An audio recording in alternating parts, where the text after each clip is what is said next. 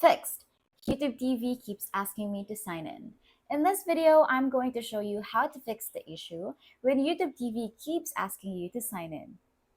So to get started, this is a common problem, especially if you're using a smart TV, streaming stick, or casting from your phone.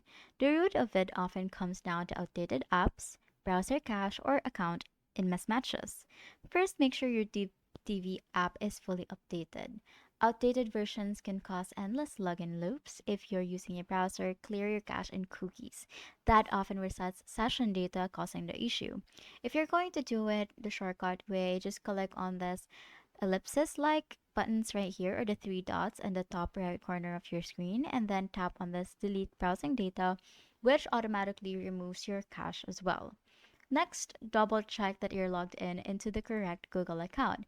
Like you can access it from here if you're using the laptop, or you can simply access it on your TV. You need to double check this, especially if you manage multiple accounts on your device.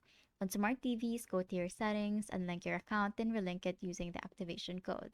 It sounds basic, but a clean relogin solves most of these issues. Also, make sure your device's clock and time zone are accurate. If they're off, Google servers may reject the session token.